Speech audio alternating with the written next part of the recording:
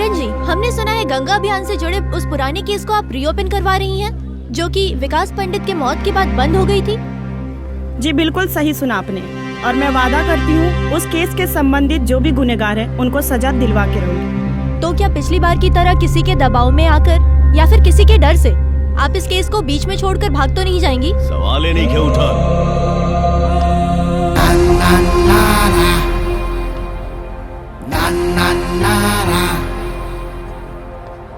जी आप कौन? गंगू, गंगा के अपन माई माने वाला गंगू। अब आर पार के लड़ाई हुई, ओकर ताकत और हमरा संकल्प के बीच, ओकर दौलत और हमरा श्रद्धा के बीच, ओकर चाल और हमरा प्रहार के बीच, और एक बीच में जे भी आई, चाहे प्रशासन हो या सरकार, सब कोई एक्सपोज हुई। और गंगे, आज फिर चिड़िया पिंजरे से बाहर आ गई बा, लेकिन अब की बारी चिड़िया के साथ एगो बाज भी बा सर। लेकिन ये समझ में ना आवता कि ई बाज के उड़े खातिर आसमान के दे रहल बा। नमस्ते सर। नमस्ते। आपके पता चल ही गई हुई कि स्वच्छ गंगा अभियान केस दोबारा खुल चुकल बा, बस सुनवाई के इंतजार बा। बहुत जल्दी हमनी के अपना मकसद में कामयाब हो कब्जा। बचकाना बात बंद करा।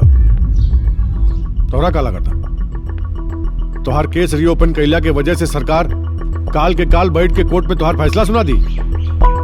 गंगू एजा आतंकवादी के फांसी रुकवावे खातिर रात के 2 बजे सुप्रीम कोर्ट के दरवाजा खुलवावल जा सकेला, लेकिन असली मुद्दा के केस के खातिर पुष्ट प पुष्ट मिट जाला, लेकिन इंसाफ ना मिलेला। टूटल लोग हमेशा हिम्मत तोड़े के ही बात करेला। पर्दा के पीछे से मसौरा देहल जितना आसान होला, पर्दा के सामने आके पैर जमावल उतने मुश्किल। अगर शिकार जाल में फंस गई तो एकर मतलब ही ना है कि शिकारी तेज रहे, हो सकेला जंगल अनजान हो। और वो जंगल के चप्पा चप्पा से हम वाकिफ बानी, और शिकारी की हर हरकत पे हमार नजर बा। इंतजार बस ये बात के बाकी शिकारी के सामना शेर से कब करावल जाओ। गंगू, तू अगर सही में चाहता रहा कि गंगा पहले जैसे साफ और निर्मल हो जाए, तो कुछ ऐसा करे के पड़ी कि शासन, प्रशासन और सरकार तीनों घुटना टेक दे। तब देखिए अदालत के दरवाजा अपने आप खुल जाए।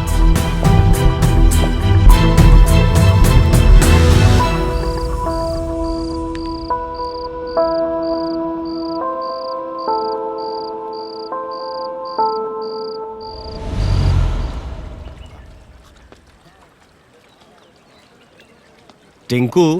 हाँ गुरु। टोली में कितना चोर बाड़े?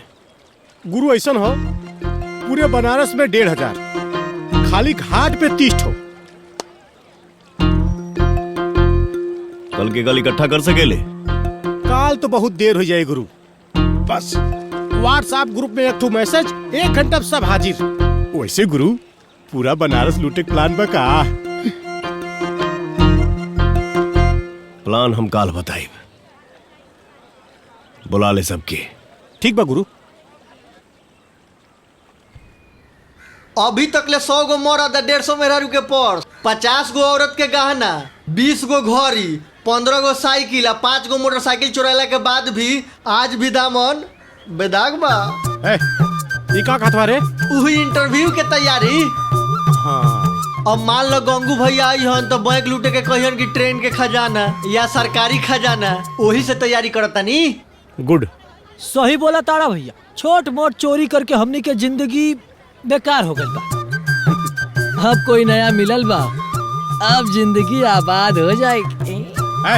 चुप कर बरती, जब देखा तब पकड़ पकड़ पकड़। ला गुरुदेव आ गए। गुरुदेव, ये हमारे बनारस के एक से बढ़कर एक धुरंधर। अभी लोगन के बतावा का करे खवे। अभी ले 100 गो मरद, 150 मेहरारू के पर्स, 50 गो औरतन के गहना, 20 गो घड़ी, 15 गो साइकिल, 5 गो मोटरसाइकिल चुराने के बाद भी आज भी दामन बेदाग बा।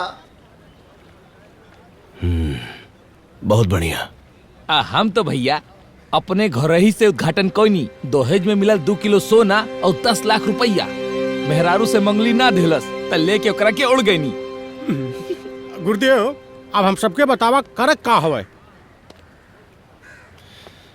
देखा जा,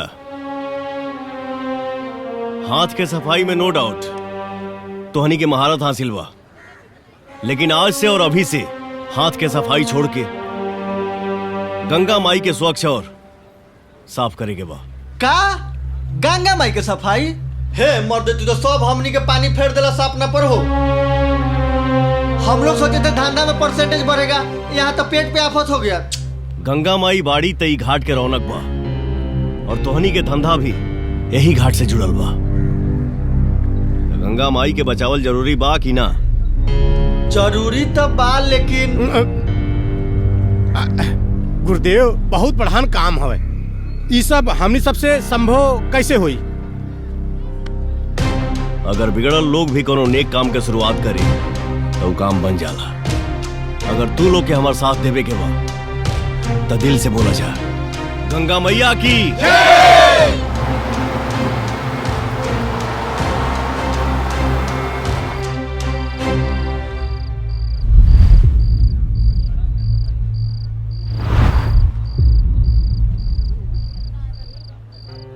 गुरु हो, सवेरे से रात हो गई, फिर भी क्यों हाल चाल पूछे ना आइल। न कोनो चाय लावता, न कोनो नाश्ता लावता। हमनी के महीनों दिन ऐसे बैठल रहल जाई ना तो हाई शहर वाले के कोनो फर्क ना पड़े वाला हो। और लागत तक गंगा के किनारे बसे वाला लोग के गंगा मैया से कोनो मोह माया ना हो। राजा भगीरथ के भी गंगा माई के धरती पर लावे खातिर कई बरिस तपस्या करे के पड़ल रहे। हमनी के तब एक दिन भी यहाँ बैठला ना भाई। देखिए, एक दिन ही शहर ही ना पूरा देश गंगा माई खातिर हमनी के साथे खड़ा हुई। लेकिन भैया वो सतयुग के तपस्या रहे, बिना खैले पियले हो जात रहे। हमनी कलयुग के तपस्या करत बानी सा। और आंदोलन कितना दिन भूखे प्यासे होई, ओहू खातिर तो पैसा चाहिए नू। रुपया पैसा के तन को कमी न रही। हम प्रयास करते। मंदिर परिसर में मंदिर के बहुत प्रॉपर्टी बा, आखिर कौन दिन काम आई? हम बानी ना, हमर बूढ़ा शरीर में इतना तो ताकत बा कि हम तोहनी खातिर खाना बना सकीले। गुरु हो, हम तो फिर से कहा था ये आइडिया फ्लॉप हो। अरे आदमी को तो छोड़ा, सरवा कौआ कुत्ता भी पूछे ना आवत हमें। और केहू आई भी ना।